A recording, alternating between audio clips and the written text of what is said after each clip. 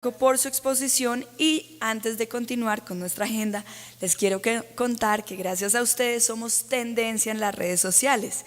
Entonces aprovecho para volverlos a invitar para que participemos todos activamente con el numeral Feria Minera. Bueno, y ahora sí, continuamos con nuestro panel, como les había anunciado anteriormente, y por ello invitamos al escenario al doctor Mauricio González. Él es biólogo, consultor internacional en aguas. También a la doctora Andrea González de Anglo Gold Ashanti, al señor Dirk de Kramer, experto ambiental de Holanda, viene él, a María Cristina Lara Góngora, gerente seccional de Tolima de la ANDI, y a Carlos Manuel Herrera Santos, vicepresidente de Desarrollo Sostenible de la ANDI, quien en este caso será el moderador del conversatorio. Bienvenidos todos ustedes.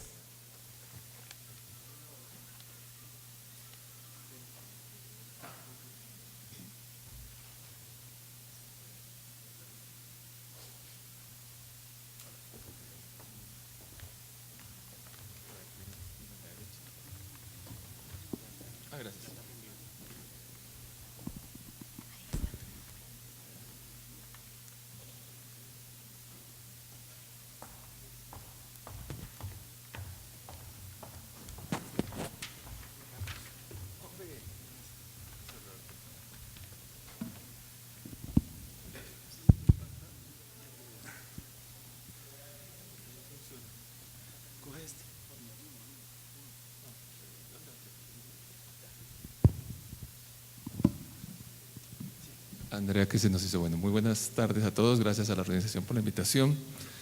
Me parece muy interesante este panel que me han pedido que modere, aunque tenemos 40 minutos para todos nuestros conferencistas. Uso de agua y deforestación en Colombia. Lo primero que a uno se le ocurre para darle la palabra a nuestros invitados es preguntarse por qué no aparecimos, doctor, que se me hizo el doctor Franco, que está hablando con Eduardo, no aparecieron mucho los mineros, no los vi en la presentación que él hizo. Entonces sucede que los mineros no consumen mucha agua. Según los datos del IDEAM, que aquí está el director de su estudio muy juicioso, la minería formal demanda 1,6% del agua del país.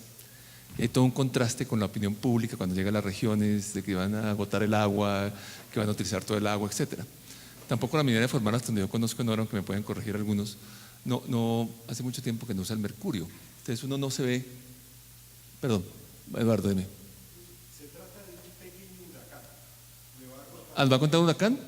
¿Un huracán de datos o un huracán de vientos? No, yo quería, perdón Carlos, yo quería simplemente pedirles excusas, me tengo que retirar, la situación parece que se está complicando un poquito en La Guajira, entonces yo tengo que estar allí presente, entonces les pido de verdad que me disculpen, pero entonces pues hay que ir con la información y les deseo éxito en el panel. Muchas gracias de nuevo, gracias. Gracias, Omar, y gracias por el trabajo que hacen allá en la idea. Bueno, les decía que finalmente el tema es pertinente, por supuesto, la minería, el agua, los bosques, pero quedaría siempre la duda, no voy a plantearle, cada expositor pues tendrá su reacción, un poco, sea para otro espacio del foro, como el tema de la minería y el bosque realmente no es tanto el tema que debería discutirse cuando es el globo. Por supuesto, a nivel territorial, a nivel local, podrían haber otras discusiones. Pero simplemente con este pequeño preámbulo que muestra una minería formal que está muy distante, inclusive lo único que tendría alguna diferencia con el doctor Omar para dar la palabra a nuestros conferencistas es cuando le habla de minería informal. Entonces imagínense que alguien, no sé, tumba el bosque, siembra unas plantas prohibidas, sí, aquí me acompaña entonces un colega, luego de sembrar las exporta de alguna manera ilegal y entonces usted lo llama industria farmacéutica ilegal, pero otro lo llama narcotráfico. Entonces, curiosamente, los que mandan, no sé, coca a otros lados, nadie dice que es una industria farmacéutica informal. Dicen que son unos criminales. Aquí, en cambio, nosotros decimos que es minería ilegal. Es algo bien curioso la concepción. Eso genera toda una confusión, evidentemente, en el imaginario, que es la que estamos viendo. Entonces, nos acompaña también aquí el vicepresidente de Minería, Hidrocarburos y Energía de la ANDI. Y entonces vamos a empezar con nuestro colega biólogo Mauricio González para que nos des unas impresiones un poco sobre esta presentación de IDEAM, sobre la mirada del tema de uso de agua, la deforestación. ¿Qué perspectiva ves de esto? Adelante. Gracias, muy amable.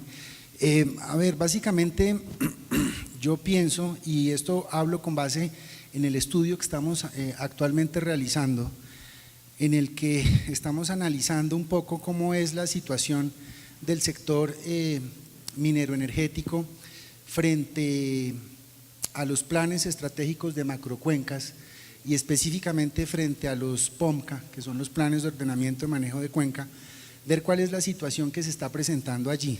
Es un estudio que estamos realizando desde hace unos pocos meses. Ya hay unas primeras conclusiones y vemos definitivamente que desde esa perspectiva, en mi opinión, siento que el sector tiene una gran oportunidad para poder empezar a apoyar todo lo que es el tema de la gestión integrada del recurso hídrico. Desde la perspectiva de los POMCA, que son los planes de ordenamiento y manejo de las cuencas hidrográficas, se presentan una serie de instrumentos de planificación y de gestión, y es allí donde el sector debería, en mi opinión, participar de una manera mucho más activa. No estoy diciendo que no lo hagan o que estén siendo pasivos, sino que al contrario, como se está presentando esta oportunidad, pienso que es importante que a partir de allí haya mayor participación, y eso lo vimos en una de las charlas que dieron anteriormente a través de la presidenta de la ANM, en donde decía que una de las claves era efectivamente buscar esa participación. Entonces yo pienso que en la medida en que el sector pueda ir participando de forma más activa en todo lo que tiene que ver con el desarrollo de la gestión integrada del recurso hídrico a través de los planes estratégicos en sus diferentes fases o en los planes de ordenamiento y manejo de cuencas, se generan ahí finalmente unas herramientas importantes para articular y favorecer todo lo que es la conservación y la gestión del recurso. ¿Y tú ves las empresas metidas en esto? ¿Las estás viendo o están lejanas, están demasiado ocupadas en otros temas? Es un tema muy interesante, Carlos. Hay de todo. Uno ve que las empresas están siendo activas, pero de forma pasiva. ¿A qué me refiero con eso? Van a las reuniones, hacen parte de pronto de las invitaciones que hace la autoridad ambiental con respecto al desarrollo de estos grandes proyectos, pero les falta ser mucho más, involucrarse de una manera más activa. Y cuando digo más activa es querer saber para qué se están desarrollando todas estas herramientas de planificación y cómo a través de las empresas pueden entrar efectivamente a desarrollar proyectos en los que se apoye la formulación y la ejecución de estos planes. Okay, muy bien. Jaime, te quería preguntar, tú tienes la visión un poco más del negocio. ¿Será que las empresas están tan enredadas en sacar adelante el negocio que están perdiendo la oportunidad de trabajar en la planificación del recurso, en el ordenamiento, en otras políticas distintas a las mineras? ¿Cómo percibes eso? O sea, ¿cómo es el ambiente de los negocios en Colombia? El tema de agua es un tema que uno percibe que es importante para las empresas que dedican recursos, que trabajan gente, pero no trabajar en el tema de planificación en ciertas instancias puede ser un limitante grande para avanzar realmente, para que el sector se integre más en la planificación territorial. ¿Cómo percibes eso? A ver, yo creo que esto tiene que ver, y efectivamente los 2 días van a girar alrededor de la misma discusión. Hay mitos. Qué bueno que hoy nos presentaron el Instituto Técnico a cargo de estudiar el tema de deforestación y el tema del agua, las realidades. ¿Sí? En torno, uno escucha el agua o minería, agua o petróleo, y de pronto frente a esos métodos o a esos mitos, a veces el industrial, yo digo, tiende a hacer la del avestruz, ¿no? Como que no se metan conmigo, no me miren. Veíamos en la exposición anterior a mineros al contrario, mostrando lo que hace y al final entender que este es un negocio que tiene diferentes etapas.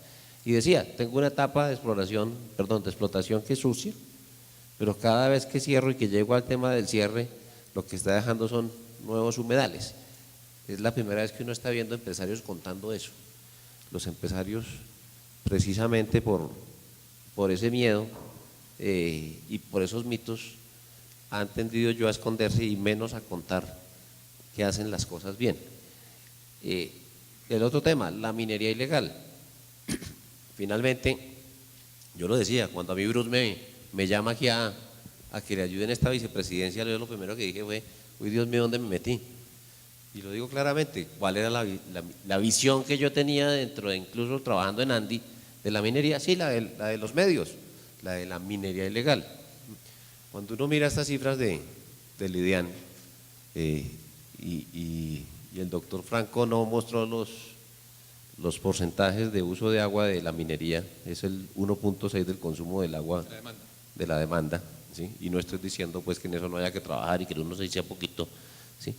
Pero finalmente la discusión no es si minería o agua, la discusión está en otros sectores mucho más difícil. ¿Y quiénes son los que deforestan? ¿Sí? Y también en ese estudio de deforestación, por ejemplo, yo insisto, pues qué pena en la licencia de UPECOL, ¿sí? ¿Quiénes son los que están deforestando la Sierra de la Macarena?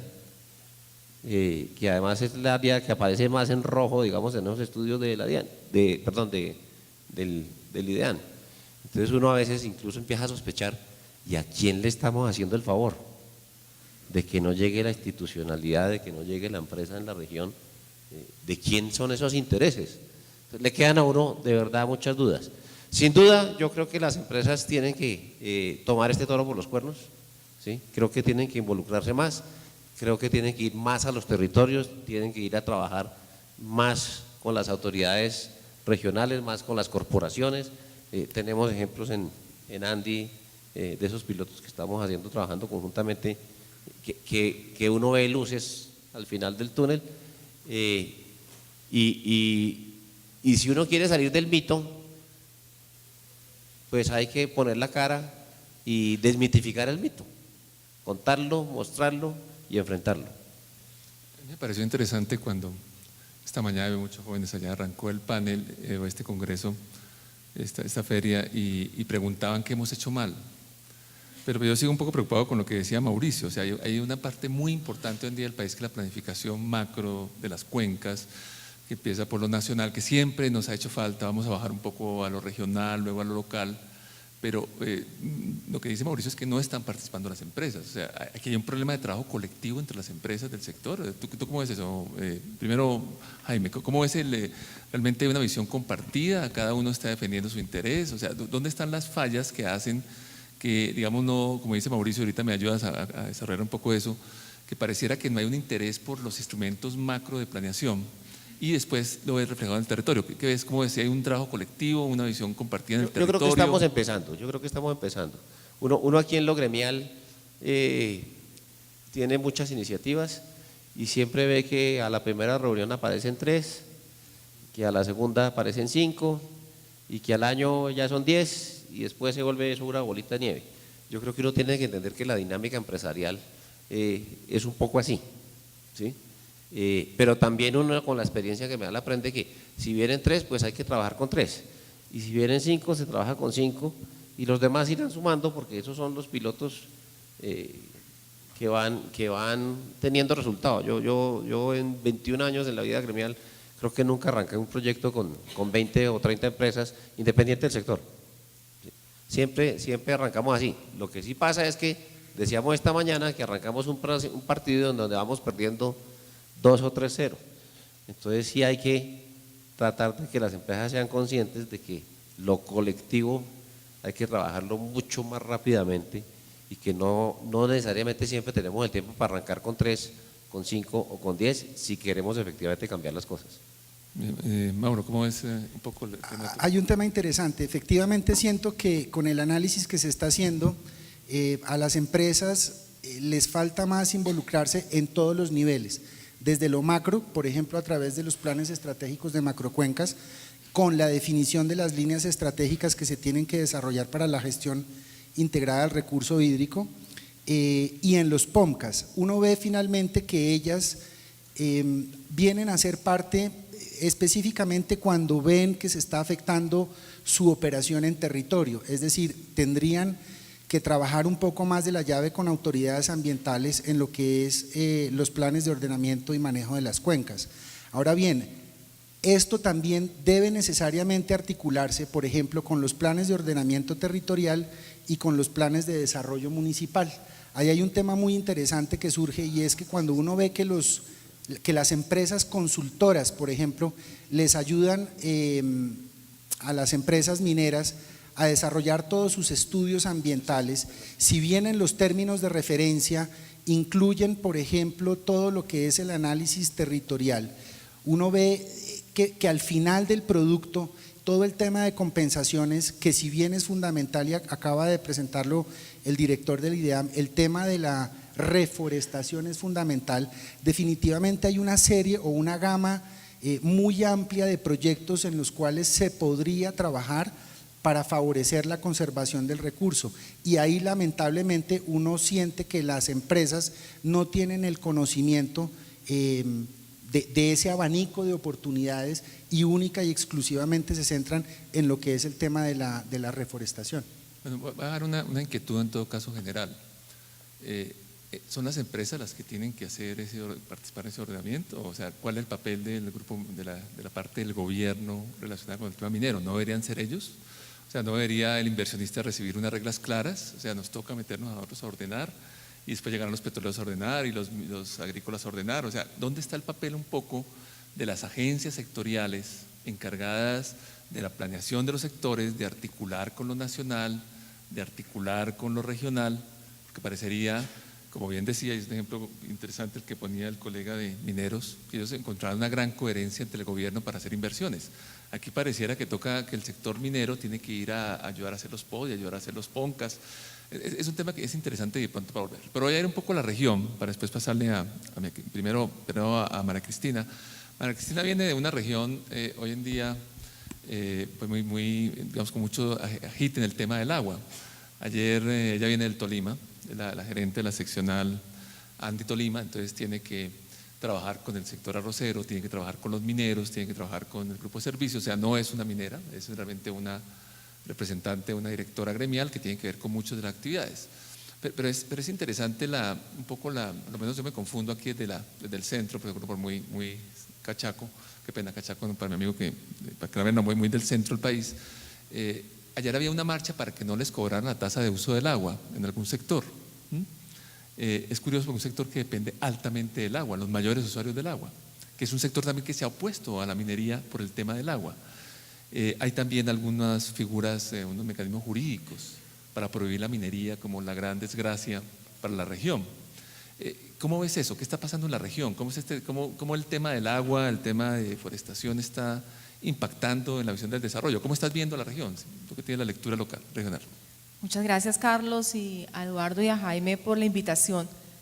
Antes de responder la pregunta, yo quisiera un poco retomar las palabras de Mauricio en lo relacionado con la participación de las empresas en los PONCA.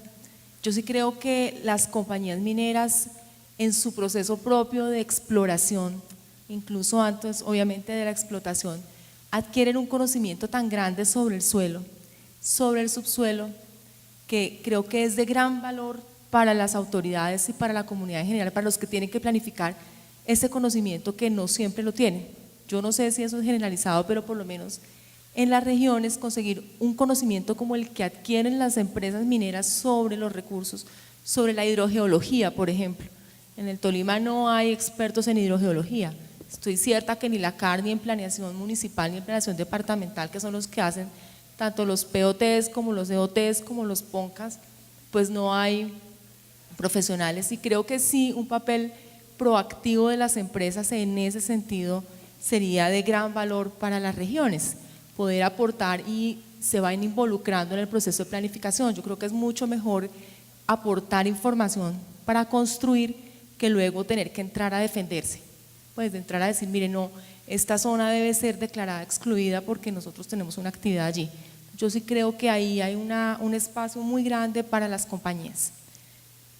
En lo que está pasando en la región, y para entrar en la pregunta de Carlos, pues les decía yo, bueno, ¿y por qué el Tolima en esta discusión? Efectivamente, el departamento del Tolima ha tenido que afrontar, en este momento tenemos que afrontar 2 consultas populares para responder sí a la minería o no. Y ya pasamos una, o sea que en un lapso de 3 años hemos tenido o tendremos 3 consultas populares con la misma pregunta: Es una pregunta en que si usted quiere la minería o prefiere el agua, pues, o que usted quiere que le acaben el agua, le contaminen los ríos y acabe la vocación agropecuaria, industrial, turística, mucho para que acabe con todo. Es una pregunta que no tiene una respuesta posible diferente. Entonces, no sé, Carlos, si quiere que pues, revisamos un poquito cómo son las cifras del departamento muy rápidamente para ponerlos en contexto.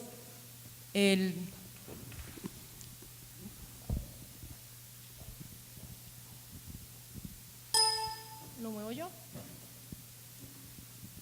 El departamento del Tolima venía muy preparada, me doy cuenta.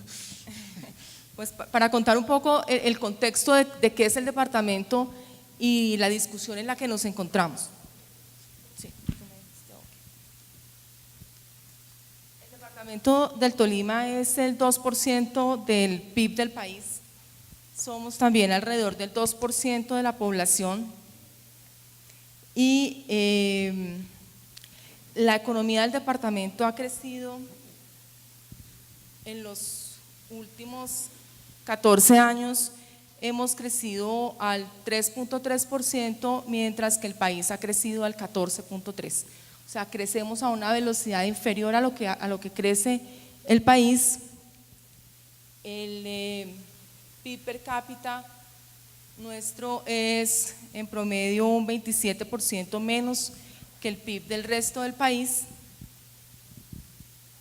Este ha sido pues nuestro crecimiento, el que mencionaba, mientras el país crece al 4.3, nosotros crecemos al 3.3. La estructura del PIB de nuestro departamento la pueden ustedes ver aquí, básicamente la quise traer porque veo allí reflejada la razón de la tensión que se genera frente al recurso hídrico. Entonces vemos que el sector agropecuario pesa el 14%, la construcción el 13%, el comercio el 12%, la industria el 9% y la explotación de minas y canteras el 8%.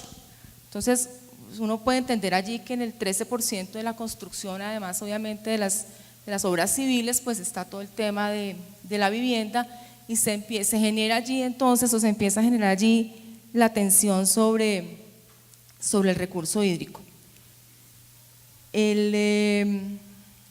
Como mencionaba Carlos en su pregunta, efectivamente, pues el sector agrícola tiene un peso pues muy importante, que es el que manifiesto en cultivos transitorios. El departamento del Tolima consume más o menos el 20% del agua del país y entonces vemos que en el censo agrícola, en el Censo Nacional Agropecuario que se entregó recientemente, pues la producción agropecuaria, las unidades de producción agropecuaria, las UPA, la actividad industrial del Tolima con minería y sin títulos, con y sin títulos, alcanza el 62%. O sea, este es el uso del sector rural que tiene la tierra del Tolima. Y estos son los cultivos agroindustriales que tiene la región. Entonces, debo mencionar aquí que pues el 54.5% de la tierra está destinada a cultivos agroindustriales, mientras que a nivel nacional es el 39.8%. Debo decir también que en el año 2011 la CAR, Cortolima en nuestro caso, declaró agotado el recurso hídrico en la cuenca del río Coello, que es la principal cuenca en el departamento, y solo se otorgan concesiones para el consumo humano. Ello sin que aún exista una actividad minera importante en el departamento. O sea, el agua en el departamento ya se acabó sin que haya minería, y estamos inmersos en el discurso si de agua o minería. Y la pregunta es, ¿usted quiere el agua vale más que el oro, el agua vale más que la vida? Yo dejaría, si quieres, ahí para no alargarme más. Bueno, vamos a hablar un poco de eso. Quisiera ver un poco en esta parte, pedirle a nuestro experto holandés, a Dirk, una opinión. O sea, tenemos una situación compleja. Tenemos insatisfacción de la población, se percibe en la opinión de la minería, a veces en los medios, a veces en muchos lados. Tienes unos datos que muestran que no es el sector que más consume agua, de hecho es el que menos en el IDEAM. Hay preocupaciones locales. Y hay seguramente un interés también del sector minero de contribuir con el tema de gestión hídrica y el control de la deforestación. La pregunta es, desde tu mirada internacional, ¿cuál es el papel de la empresa? ¿Qué deben hacer las empresas para trabajar mejor el tema del recurso hídrico? No es un tema de prestigio, es un tema cómo debe realmente vincularse la empresa a proteger, a contribuir con un mejor manejo de los recursos hídricos y ayudar en los propósitos de controlar la deforestación o por lo menos de restaurar los ecosistemas. Dir va a hablar en inglés y va a haber una traductora, él entiende bien español. Entonces, un poco el papel de la empresa minera en un contexto de escasez de recursos y preocupación de la población. Yeah, thank you very much for your question, and I'd like to thank Andy for allowing me to be here. I have to apologize that I answer in English. I understand Spanish, but for me it's difficult to speak it. It's been a long time ago since I have to do that, so I'll try to formulate the answer in English. Muchas gracias a la Andy por la invitación. Pido perdón, voy a hablar en inglés. Entiendo completamente español, pero para él es más fácil hablar en inglés. Yeah, so if I take your question and reformulate it, the question that you ask is what, in my opinion, from international perspective, would be the best ways for companies to manage and approach this question of how to deal with water in the context of all the other values that are present in the environment. Is that? What I would like to say about that is it's interesting to see how this becomes a discussion of or, as we say, it's either this value or the other value, which makes it very hard on a society to make a choice. Si entiendo bien la pregunta, la cuestión tiene que ver con cómo las empresas deben lidiar con estas decisiones. Generalmente se llega a una decisión de qué escoger, una opción o la otra, lo cual es una decisión difícil. When we talk about the subject of natural resources, there is unfortunately no real way around this question, because you either touch what is in the ground or you leave it there. But if you touch it, you will have to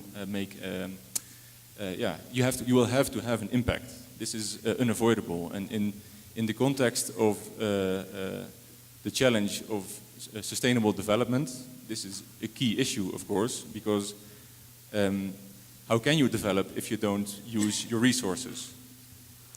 En realidad no hay una respuesta innovadora. Siempre que se haga algún desarrollo va a haber algún impacto. Entonces es inevitable que en el transcurso del desarrollo pues no se vean afectadas ambientalmente, que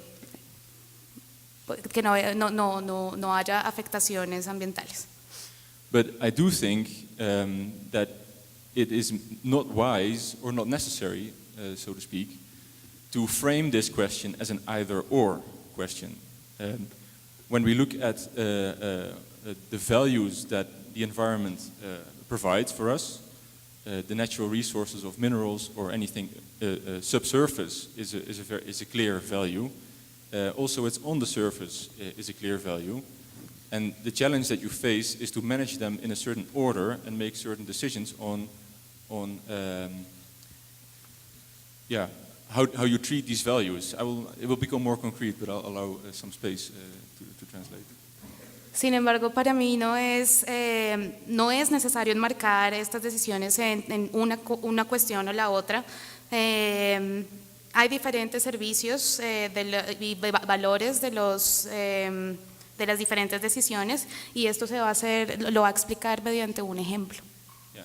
So, I think it helps to approach this question from the viewpoint of the various values that are offered to us by the environment. And we have to make no mistake, we don't have to kid ourselves. If we're going to do anything with subsurface resources, there is going to be an impact, and that we shouldn't say it's not there. So some of that is going to affect the values on the surface. Now the question is, what is happening on the surface is part of the current environmental functioning. It is one of the key issues there is that it's in essence a what do you call that? A value that can replenish itself. So you can nature basically has the tendency, has the possibility. Life has the tendency or the possibility to revive itself. So even though there is an undeniable impact with permanent damage that is unavoidable, there is also light at the end of the tunnel that a lot of what happens on the surface you can actually manage and revive. Lo importante es tener en cuenta que la naturaleza tiene la capacidad de renovarse y que muchas de las afectaciones que se hacen sobre ciertos servicios son capaces de tener esa cualidad de renovarse. Yeah, so what is required here, because this is very difficult ground to tread, if there is a forest, an old primary forest, that took 10,000 years to evolve, we cannot joke ourselves and say, okay, this will be returning in 100 years or 10 years even. It's not going to happen. So I think there are hard decisions to be made of certain areas that you simply do not touch. Having said that, the areas that you are going to touch, if you do it smartly, there is actually a whole suite of possibilities to allow nature to revive. And we've seen some good examples of that here already. In Northwestern Europe, we have had a long learning curve with this as well. You can't simply demand that nature comes back. However, you can create conditions that allow it to come back. And this is not only for nature, this is also for other natural values. No podemos cerrar los ojos y pensar que un bosque que ha tardado millones de años en construirse vaya a volver inmediatamente en 100 años. Sin embargo, hay que tomar decisiones fuertes y lo que se puede hacer es acompañar estas decisiones por medidas inteligentes que permitan que la naturaleza se renueve. So I think what is vital now is to have a clear understanding of and a clear choice also as mining community how you want to deal with this. I think one of the topics that has been touched upon extensively today already is the non-regulated mining and how this has a, let's say, hit and run kind of character versus the legalized mining sector that has the possibility to actually contribute to the areas that they leave behind. It's been mentioned today already before. We also see it in Northwestern Europe. Some of the former mining areas are more rich in biodiversity than before they came because they have eye for what they leave behind. But this should be demanded, and you can't demand that you can't ask this from a legal mining sector. Lo que sí se debe saber es qué medidas hay que tomar y en los paneles anteriores he hablado extensivamente del tema de minería ilegal y minería formal. Y se debe hacer énfasis en estos temas porque la minería formal puede generar incluso, permitir que algunas zonas que sean mineras, como ha sido el caso a nivel internacional, presenten más biodiversidad que incluso áreas en donde no ha existido minería, extracción mineral. Yeah, so I think from an international point of view, to come back to the question, there is both a warning and a light at the end of the tunnel. And the warning would be, if we look in the sedimentary record of Northwestern Europe, we see the moment that the Romans start to deforest. And you can see it is in the geological history, in the geological archive. Men will have an impact, and where the Romans managed to do this with bare hands, today we live in a society or in a world where this can be done at industrial level with huge consequences and huge impacts. There should be a fair warning that yes, life can replenish itself, but it is an essential part of how things are functioning now. If you just remove a forest, you will change the function of the aquifer. Having said that, the light at the end of the tunnel is if you make the choice that you want to sacrifice certain values in order to develop other values, there are possible ways to do this.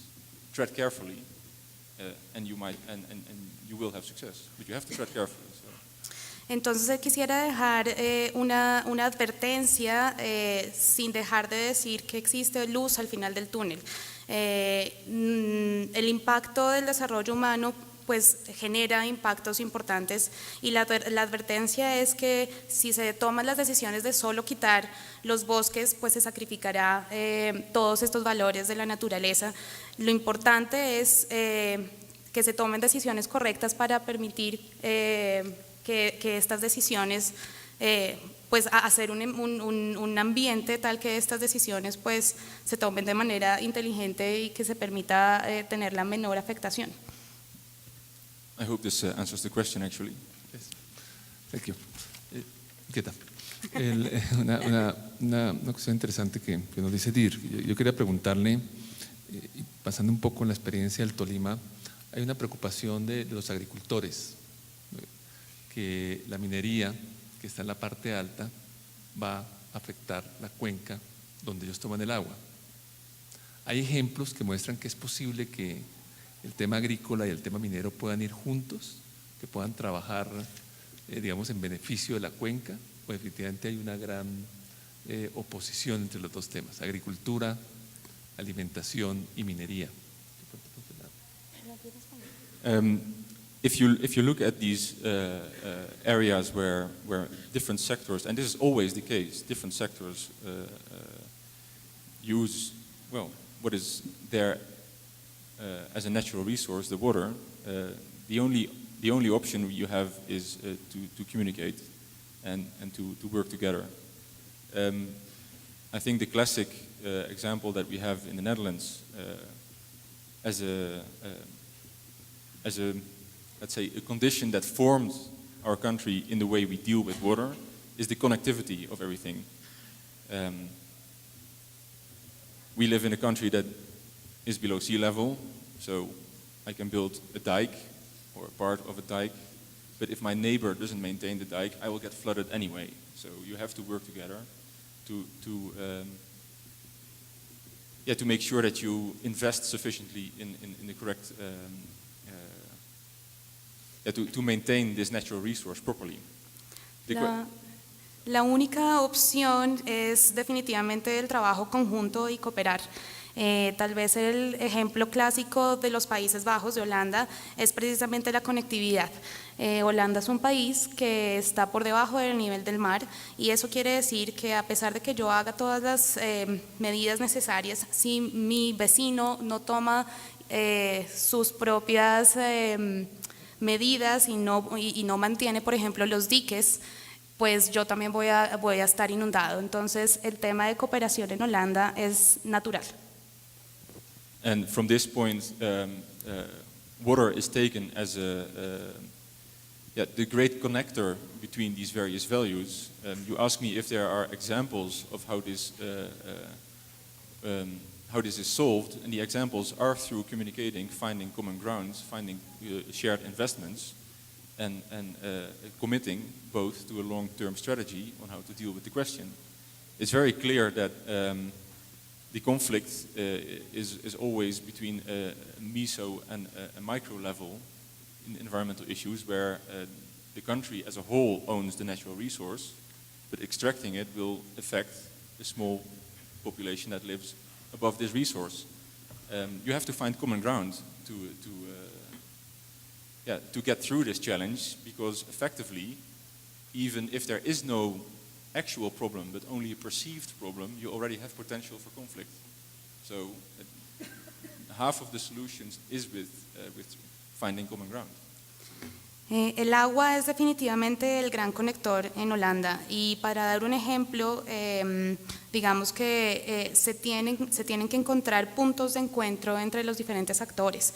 Es claro que los conflictos siempre llegan al nivel micro, y siempre se van a tener, incluso si son conflictos solo percibidos, no conflictos reales, incluso con la simple percepción ya hay un riesgo potencial, así que lo importante es encontrar puntos de encuentro en donde todos los actores puedan sentirse de alguna manera responsables.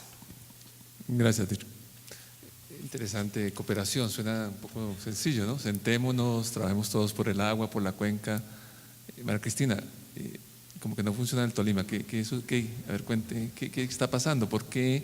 Porque uno diría, bueno, precisamente los mineros tienen un gran papel en el tema del manejo del recurso hídrico, tienen una gran oportunidad de contribuir con la restauración de ecosistemas.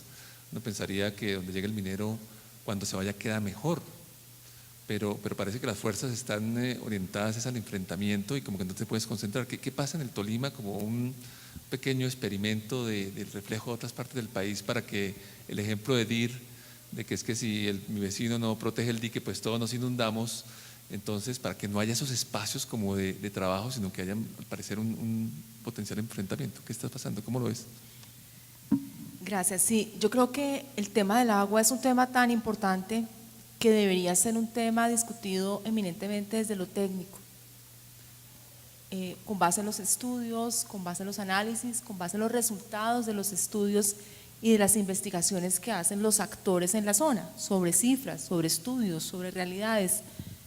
Pero la verdad es que no pasa así. Lo que se percibe en la región es que el tema sobre el agua en lo particular se toma más desde un tinte político partidista, y los mitos que hay frente al agua se usan para generar miedo entre la población, y el miedo genera desconfianza. Entonces, con mi presentación yo quería ilustrar todos estos actores que están todos compitiendo por el agua, sienten un miedo que es manipulado, digamos, por actores políticos que tienen intereses partidistas personales y les venden la idea de que hay un gran enemigo común que es la minería, que va a acabar con todo. Entonces, la discusión que desde las empresas y desde los gremios damos con estudios técnicos, sopesados, estudios científicos, no logramos transmitirla porque el miedo que han generado estos otros actores impide que la gente quiera oír y quiera entender. Y en eso estamos involucrados hoy. Esa es la gran pelea. ¿Quiénes son los otros actores? Los políticos de política partidista, o sea, uno quisiera poder construir política sobre el agua, política pública, de trazar planes de acción con metas y resultados, pero la verdad es que este tema, o si no, mira, fíjate, precisamente tenemos 3 consultas populares en un departamento, y una consulta popular es como una elección política, y así se manejan. Entonces están manejando el miedo de la gente sobre el agua, porque es un recurso limitado, es un recurso vital para todos, y le dicen, aquí llegó un enemigo común que quiere acabar con todo, y entonces vamos a movernos para acabar con ello. Y no hay argumentos técnicos, la discusión no se vuelve técnica, se vuelve una campaña política. O sea, finalmente no hay una discusión sobre el agua, hay una discusión más política. O sea, nadie está discutiendo cómo administrar mejor el agua, cómo restaurar la cuenca. Jaime, ayúdanos un poco, quedan 8 minutos, con tu visión desde lo nacional, porque obviamente un fenómeno que no sé si conoce DIR, que es una consulta que hay, que pregunta a la gente que si quiere una minería que contamine y que dañe la salud, pues obviamente es difícil. Yo votaría también que no, honestamente. ¿Quién quiere una minería así? ¿Qué puede pasar, hombre, si el Tolima termina reflejándose en otras regiones?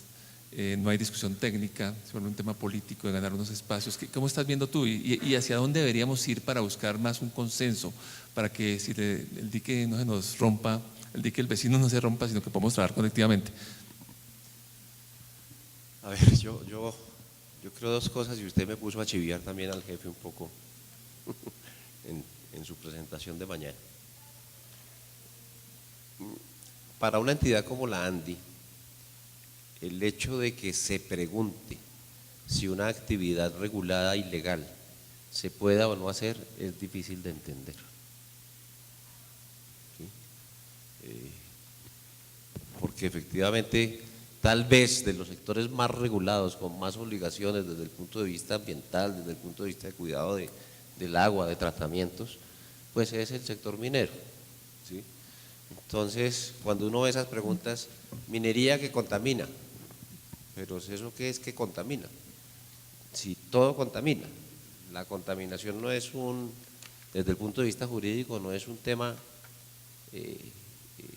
blanco o negro, sino que hay unas normas de vertimientos, es decir, yo tengo derecho a sacar ciertos vertimientos, tengo derecho a sacar ciertas emisiones, ¿sí?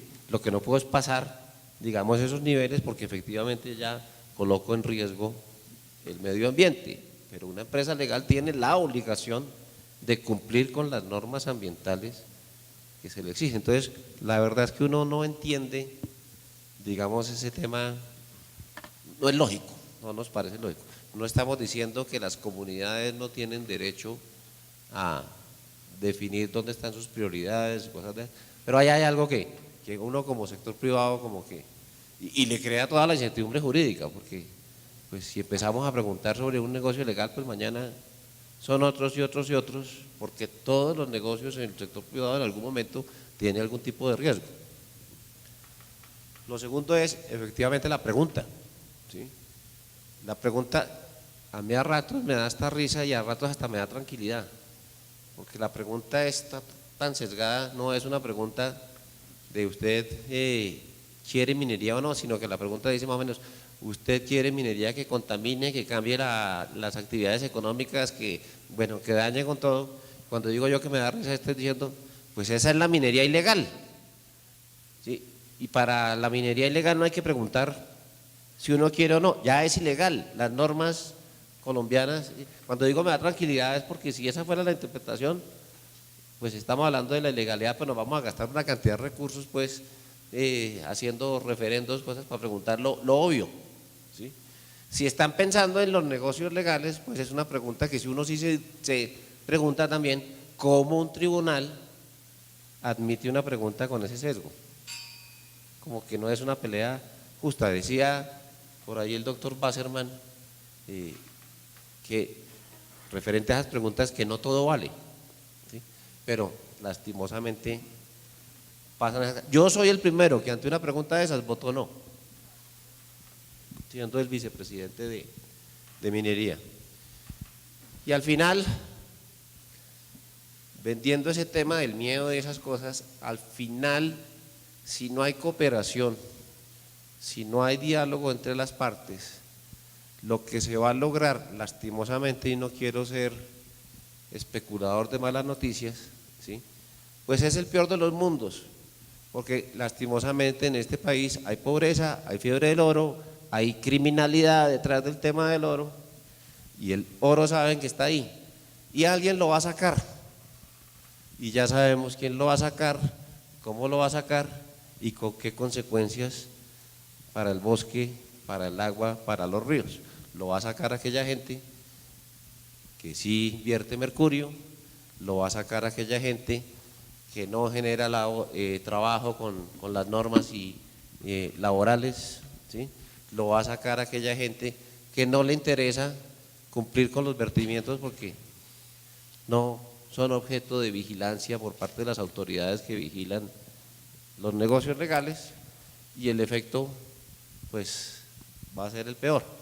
Entonces yo sí creo que efectivamente a veces el tema de la política, bueno, lo decía Bruce hace unos 15 o 20 días en un editorial en El Tiempo, y es lastimosamente el país tiene demasiada política y no se están discutiendo los temas importantes que le interesan al país. Yo creo que este es uno de esos casos en el que la política está dañando un poco la discusión técnica, que es la que debería prevalecer en estos casos.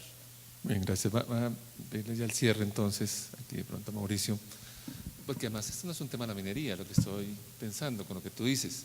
Igualmente puede ser el petróleo, pueden ser las vías, puede ser la infraestructura, puede ser los distritos de riego, o sea, es un tema que puede ser general. Entonces fíjense que le pido disculpas al auditorio porque cuando ustedes los llaman de técnico a hablar de un panel de uso de agua y deforestación, es posible que usted tuviera muchos temas para contar, para charlar, de monitoreo, de indicadores, de casos específicos. Pero bien decía Dir que es que no hemos llegado, no hay un espacio de colaboración, no hay un espacio de pugna. Mauricio, ¿cómo avanzar? ¿Cómo avanzar? Porque realmente uno diría, oiga, qué bueno pudiéramos tener un espacio con el IDEAN, un trabajo, agricultores, mineros, petroleros, infraestructura, Ahora ya nos están invocando que vamos contra el ecoturismo en la minería, entonces ya no se puede hacer minería porque entonces el paisaje, bueno, hay muchos temas que hacen muy complejo la colaboración. ¿Cómo avanzar? O sea, tenemos el diagnóstico de la dificultad, pero ¿hacia dónde ves tú que tienes una experiencia internacional? Por lo menos algunos puntos para arrancar. ¿Qué podríamos hacer de nuevo? Finalmente yo pienso que lo que hay que hacer es definitivamente que el sector, las empresas participen de todas estas mecanismos que puede abrir el Estado para poder favorecer la conservación del recurso. ¿A qué me refiero con eso? Por ejemplo, en el tema de los planes estratégicos de macrocuencas, tocando aquí el tema de Jaime específicamente con vertimientos, si bien estos planes son a nivel macro, uno ya ve que el Ministerio del Medio Ambiente está sacando unas líneas estratégicas, por ejemplo, para lo que tiene que ver con el seguimiento a los vertimientos, que si bien es una actividad que tiene que hacer cada empresa con respecto a la resolución, pero hay un tema muy particular y a nivel de petróleo, por ejemplo, de minería, quieren sacar toda una línea base de hidrocarburos totales y de mercurio en aguas. Si yo estuviese del lado de las empresas, yo no dejaría, por ejemplo, que ese ejercicio se desarrollara solo a través del ministerio, no porque le tema al ministerio o a las autoridades ambientales, sino porque, por ejemplo, en el caso de las empresas que realizan N monitoreos con laboratorios certificados por el IDEAM, por ejemplo, hay una base de datos ahí histórica muy importante que permitiría construir unos escenarios interesantes en las zonas de operación de las compañías. Entonces, tomando solo esto como ejemplo, yo pienso que a nivel de macrocuencas o que a nivel ya de territorio a través de los POMCA, las empresas deben hacer parte de esos consejos de cuenca y luchar por hacerse presentes y ser vistos y tratar evidentemente de buscar el objetivo misional de la organización, es decir, de su empresa, pero favoreciendo obviamente el territorio, el desarrollo y la conservación del territorio. Entonces, en mi opinión, como decía, las empresas están asumiendo una actitud un poco pasiva y tienen que ser mucho más proactivas en ese sentido. Yo quisiera hacer una reflexión final ya que se nos acabó el tiempo, diciendo un poco con lo que acaban de decir, agradeciendo primero a los conferencistas, que es difícil entrar a trabajar en el agua, es difícil trabajar en los ecosistemas, es difícil ayudar a controlar la deforestación mientras el empresario no tenga unas reglas claras en el territorio. O sea, es muy complicado mientras no haya, digamos, una planeación de lo nacional, una presencia del Estado que le permite que el empresario desate todas sus fuerzas, sus capacidades, que le dejen toda la labor de manejar a los políticos locales, de manejar la incomprensión. O sea, el Estado tiene que ser más presencia en esto, dar unas reglas más claras. No pudimos hablar de lo que hubiera querido, de todo el potencial que tienen las empresas, y haberle pedido a Dir y a Mauricio que nos contara más sobre las experiencias posibles, porque finalmente es difícil en el territorio llegar. O sea, hay una falta de estabilidad jurídica, unas reglas tan imprecisas, tan cambiantes, tan dependientes del funcionario, que las empresas no pueden desatar toda su capacidad para mejorar el ambiente como quisieran, y se limita un poco al cumplimiento. Entonces queda como una reflexión grande. Quiero agradecerle a nuestros conferencistas, les pido por favor un aplauso para ellos y dejamos el tema para futuras.